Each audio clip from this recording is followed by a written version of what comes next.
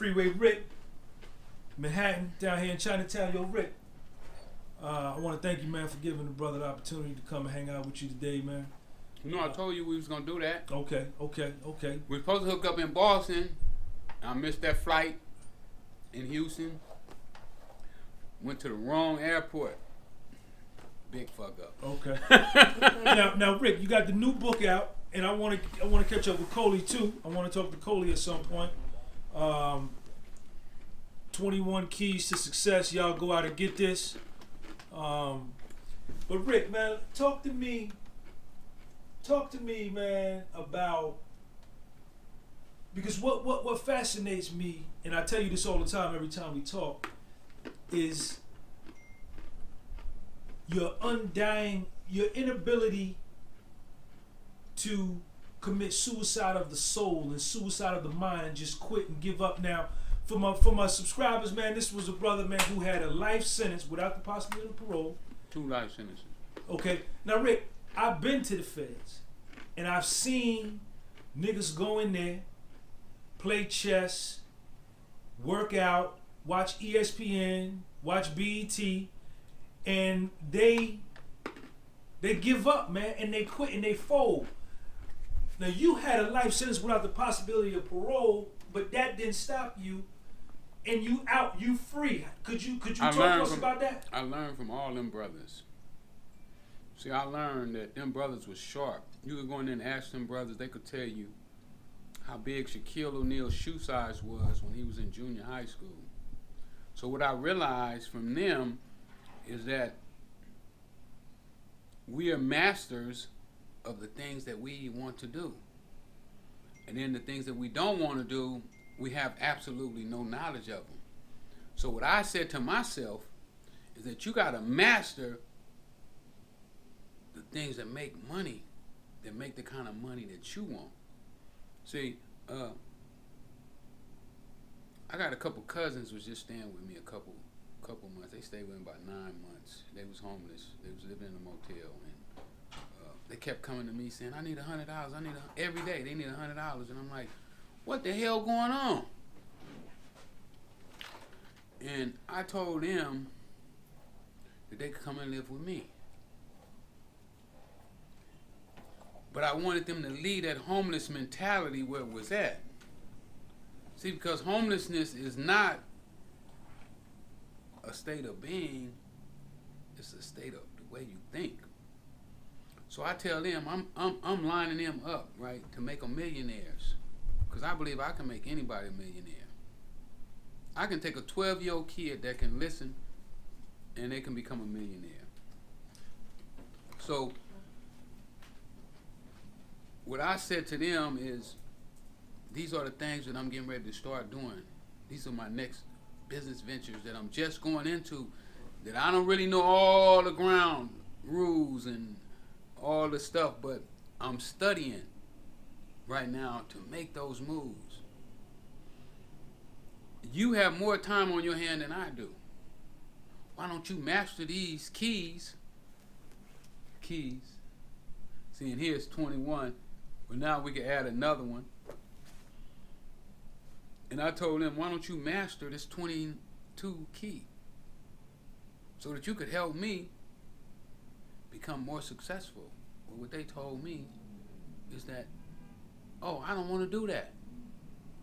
I don't want to do this. So what I found out is that some people have options. They can decide what they want to do, what they don't want to do, who they going to speak to, who they not going to speak to.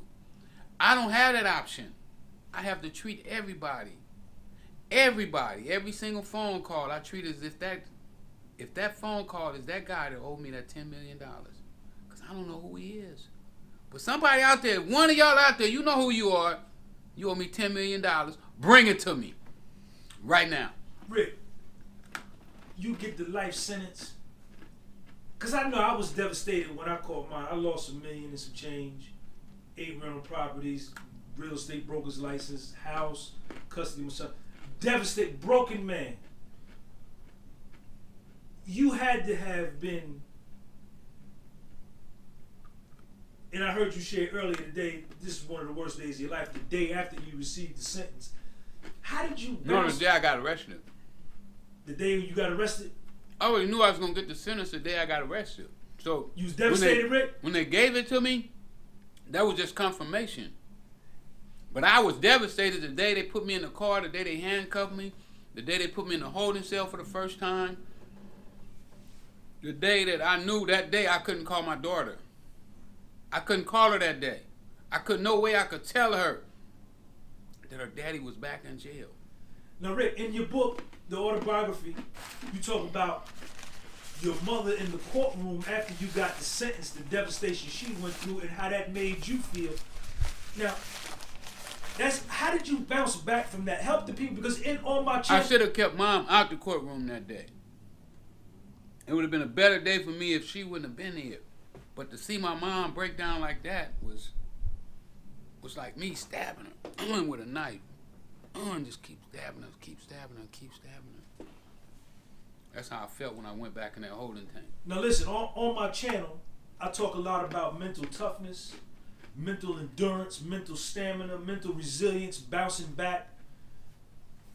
You seem to keep doing that, man. Is it innate in you? Or what? How? Talk to us. First thing, I never wanted to do law. I'd have been the last. I couldn't even read. When you got to the joint? How you gonna do law? You can't read. So I had to conquer one of my biggest fears. I know a lot of y'all out there afraid. They run from their fears, man. And your family telling you can't make it. They tell me that your dreams is a waste of time. I'm gonna let you know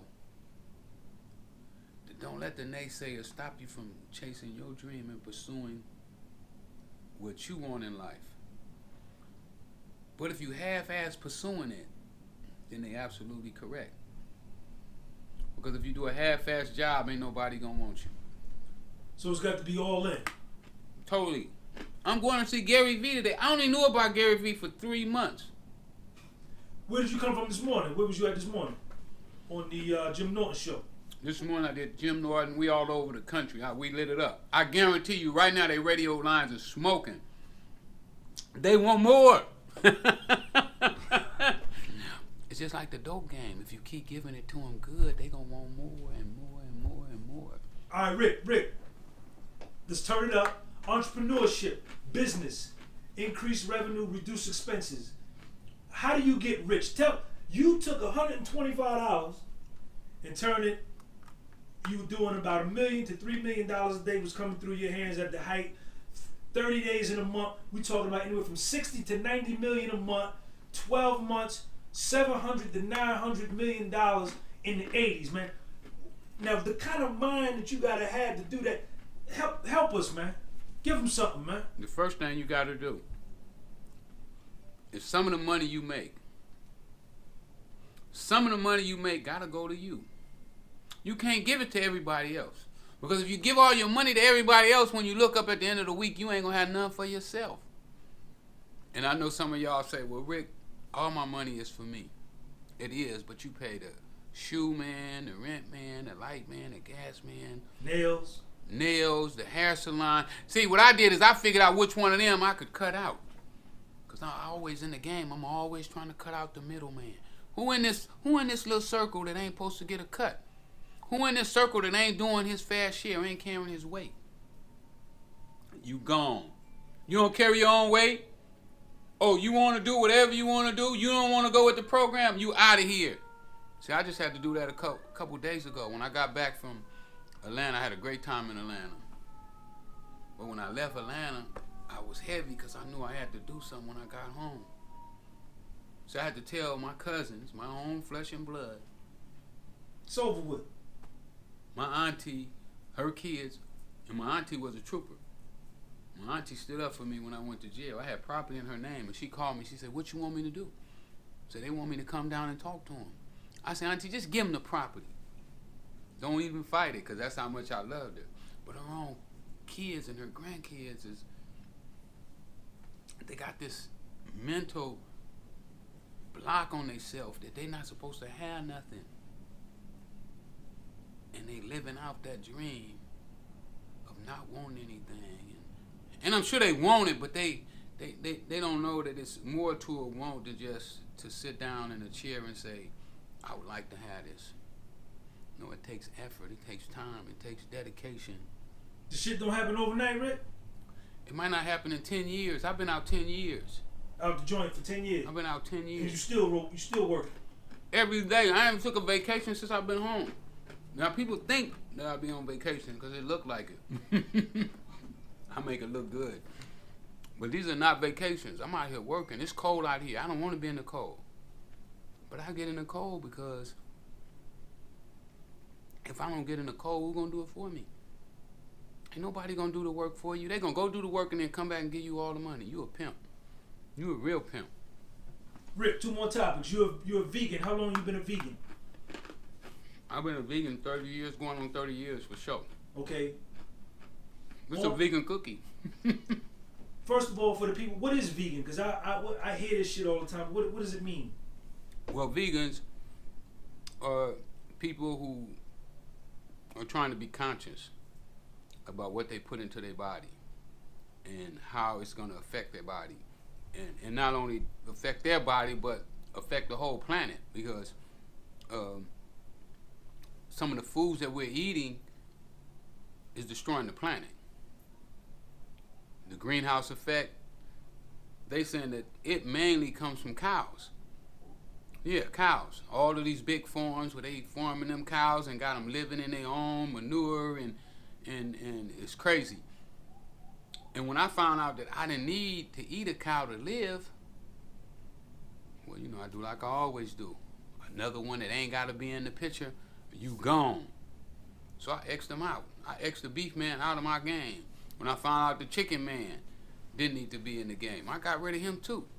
The fish man, the man that sells sugar, the man that sells salt. I got rid of all of them jokers. You don't eat no sugar or salt? No. What's your diet on a daily basis? What are like your staples that you eat mostly? Most of the time I eat Earl's hot dog. That's my #1 meal right now. Earl's, he has a vegan hot dog that, to my opinion, is the best hot dog in the world. I'm finna get me an Earl's myself, so I don't have to go down there and pay Earl every day. You know, I'm steady cutting out the middleman. Rick, how old are you? I ain't telling my age. Rick, do you contribute your energy, your stamina, and your endurance, and your youthful appearance to your vegan lifestyle, or? Very possible. Very possible. When I look at my brothers and I see the way they move around and the way they act, and the only thing that I contribute to their inability to move and function like myself is their lack of veganism. So I definitely credit, you know, I ain't been in the hospital, man, ever. Rick, obesity in the black community, or obesity in America, period. Well, you know, yesterday we were watching high blood pressure, cholesterol, the whole shit, the whole medication that come with all that, the food. Comes from what you eat. My man say we don't die, we kill ourselves by the things that we put in our bodies. I was just watching Oprah yesterday, just a clip of it, and she had Dr. Oz on there, man, and he said that the average human in America consumes 200 pounds of sugar a year. Crazy. Can you imagine 200 pounds of sugar? Sugar worse than cocaine. Can you imagine doing that? And then all the people who done lost eyes, limbs, heart attack, kidneys, liver. He said that sugar in your body becomes like glass. It comes hard and brittle and it starts to cut your insides up. So you could imagine over the years of constantly eating that, it just wears all of your insides, all your arteries, everything down. So definitely clean up your eating habit. Matter of fact, I'm going to be giving y'all some tips on how to become vegans in a few minutes. So check me out, Freeway Ricky on Instagram, Twitter, and Freeway Rick Ross on Facebook. Rick, last thing, man. Are you on my channel, I do a lot of workout videos, a lot of routines I learned in the joint. Are you currently working out? No. Okay. I haven't worked out in at least a year. But I'm gonna start back. I'm feeling in pretty good shape though. I can still do 50 push-ups right now. One clip? I can do it in one clip. Now, Rick. I just beat a dude out $20 about 2 months ago. Rick. He told me I couldn't do it. Rick, how important is physical fitness in your wellness? Is it? Well, without good health, wealth don't mean nothing. My teacher said the wealthiest man in the world would give all of his money for one more day of life. So we have to be very careful with how we take care of our body, because it's important that we stay healthy so that we can get wealthy. Yeah. Hey, Rick, what was your workout? You was working out hard in the feds, man. What was your routine like? Your workout routine? I would work out do once a day, twice a day? I would get up in the morning at 6. On Mondays, I would hit the weights. They had a weight power? Yeah, we had a weight power at Texarkana. So I would hit the weights. It would be chest day on Monday. Tuesday would be arm day, where I would hit the pull-up board. I was doing 17 pull-ups, 15 dips, and 30 push-ups a set. My last set would be 50. That was 10. 10 sets? 10 sets. Wednesday, I would do legs. But I'd also start that day with pull-ups, push-ups, and dips. I did pull-ups, push-ups, and dips 3 days a week. On a vegan diet? Yeah, on no meal. I didn't eat but once a day. That was once a day meal. All right, push-ups, pull-ups, and dips. And then I would do legs. Thursday, I would go back to chest. No, Thursday was back. Thursday, I would do back and shoulders. Friday, I would do chest again. And then some Saturdays, I would do legs. Some Saturdays, I didn't work. Burpees? Cardio, you doing calisthenics? I stopped doing burpees because, you know, when I was doing the burpees, I started to get like a little pain in my back. So I stopped doing the burpees. But after I would do the weights, then I would go either on the tennis court or the basketball court and do an hour. You know, I should take the youngsters out there and play them one-on-one in basketball because, you know, my shot was wet. I had a wet jump shot. So I would take the youngsters out there and punish them in some one-on-one for about an hour and a half. After that, I would go take my shower, go to lunch, because, you know, lunch was the best meal that they would have for the day. So I would go get my lunch, get my rice and beans, eat, go to the library, study. After I finish with the library, go to my cell, study again, and then start answering all them letters. Hey, Rick, what was some of the craziest hardcore workouts you seen some dudes do? Some dudes, how intense the workouts were? Oh, my man Little Tommy used to do 1,000 burpees. Cold. He'd be there for hours doing 1,000 burpees. In a day? Yeah, one set. One set. No, Rick. Yeah, Tommy do 1,000 burpees. 1,000 burpees. He was ripped up? Looked like the Hulk. Looked like the Incredible Hulk. Rick, I met some of the most brilliant, smartest dudes that I've met in my life in the feds, and I'm not promoting going to prison for my younger subscribers. You don't want to do that. You want to live a right life. You don't want to go to jail. But I met some of the smartest dudes that I've ever met. Can you think of an inmate or two that you met that just like blew your mind with the intelligence and the sharpness? A whole bunch of them. Mike Matabo.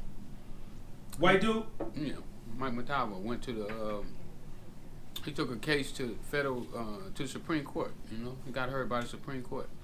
He came up with the theory and everything. He was an inmate. Yeah. A bunch of brilliant dudes in the feds, though. You know, Gordon Hall. You know, the inventor of 24-hour fitness. He was there. The actual 24-hour fitness we see on the street now? Yeah, he's the first one to ever do that. He started it. So I met a bunch of brilliant dudes in jail. You know, that's the jail full of them. But just because you're brilliant don't mean you ain't going to jail. If you don't use that shit for the right thing, use it the wrong way, you're going to jail. Yo, Rick Ross, Freeway Ricky Ross. Thank you for the interview, kid. Go get that book. 21 Keys to Success, and he's also got his autobiography. I read it twice, dope book. Y'all check with him. You better go get it. Peace Check out, out the Rick. documentary on Netflix. Oh yeah, Rick, what about the movie, man? Talk about the movie. The movie coming up? Movie's coming. We'll talk about that next time. All right, peace. Say something for Nathan. Yeah.